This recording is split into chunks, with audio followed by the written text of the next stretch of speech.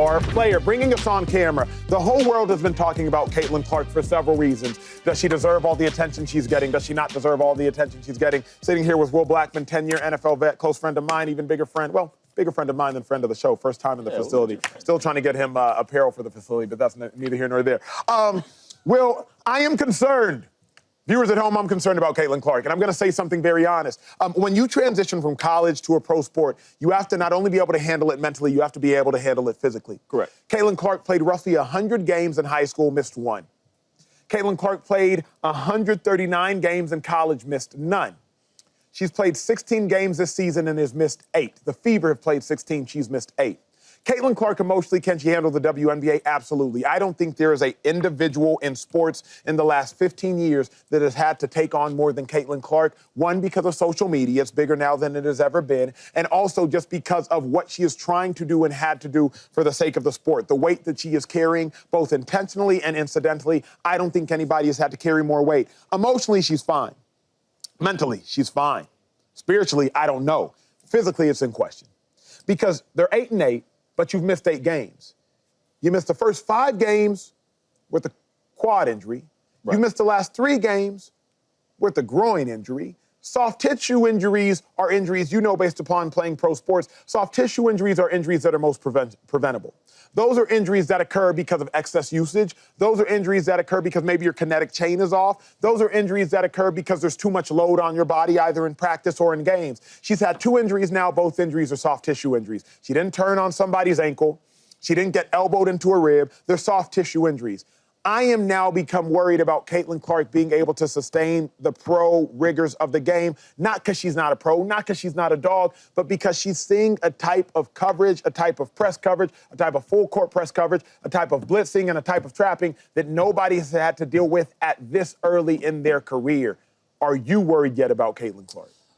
I would say I'm slightly concerned. I'm not worried because, as you mentioned, all the stuff historically, she's not fragile. She doesn't have a history of being injury prone, but her body is definitely sending her warnings. And I go back to like myself. When I was at Boston College, I played both sides of the football my senior year. So I was returning kicks, I was playing receiver, I was playing defensive back, I was logging sometimes 100 snaps a game, and I got through my college season just fine. In my entire college career, I missed 1 game my freshman year. I got kneed in the quad, ironically.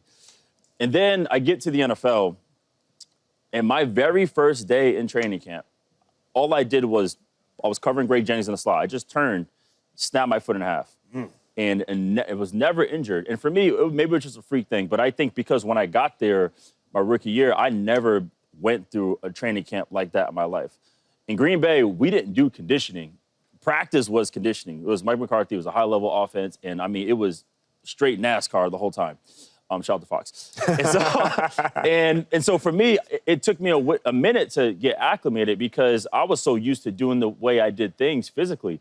And I think last year with Caitlin Clark, she intentionally, she talked about she was exhausted because from WNBA, from college, you go right to WNBA and you play immediately. And her playing style requires her to burn a lot of energy and be more susceptible to soft tissue injuries. And then clearly this offseason, she went to work and put in a lot of work so that she can sustain it. I go back to the NFL, now going into my second year.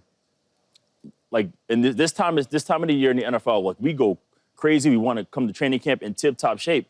But sometimes when guys do too much physically, they come into camp in peak shape, and there's really no room for any growth, or they truly fully haven't recovered.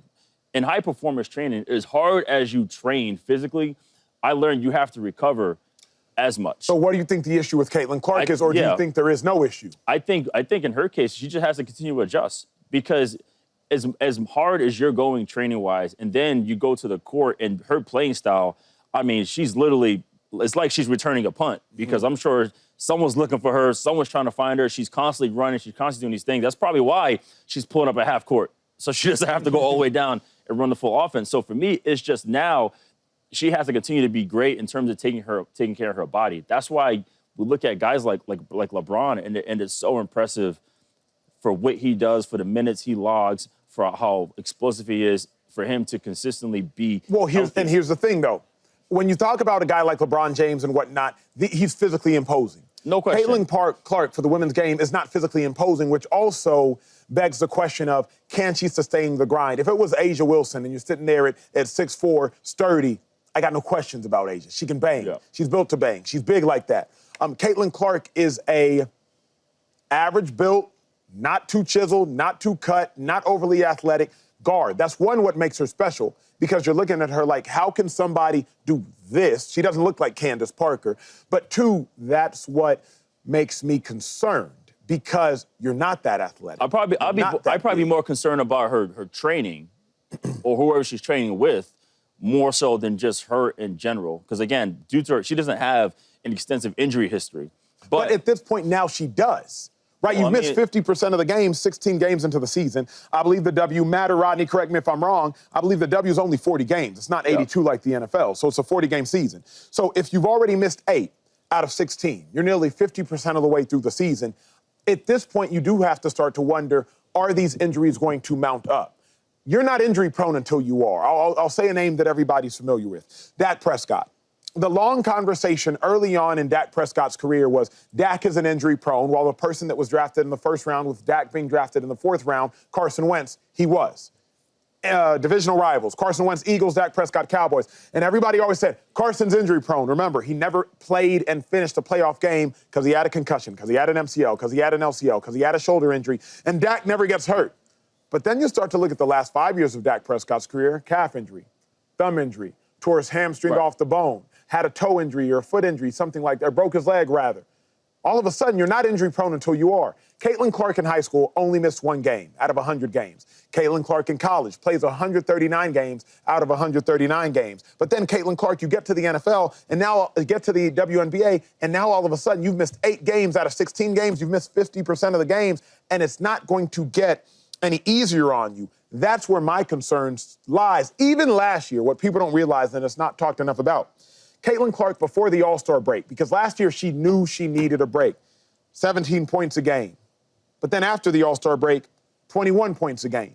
Caitlin Clark, even last year when she was healthy, she needed rest, even more, much more so than the other WNBA players.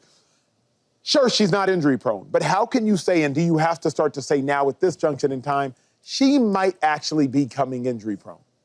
Yeah, again, the numbers you gave me with Dak Prescott and Carson Wentz, you gave me years. Right now, we're talking about, single-digit games as of now.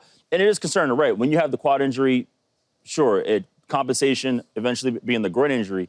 And here's the hard thing, too. When you do sustain a certain soft tissue injury, like, you're going to kind of have to alter your playing style. And for her, she's just all gas. Like, that's her style no matter what it is. And even her mindset, how she plays, she's going to try to fight and play through it. So it's hard. It will be hard for her to adjust it because the 3-ball is such an important, integral part of her game. And also moving and assist and being a true-on dynamic playmaker, like, that's a huge situation. So for her, it's going to be hard for her to adjust her game based on the injury. So it's going to be big on her, again, physically addressing her needs so that she can continue to play her playing style.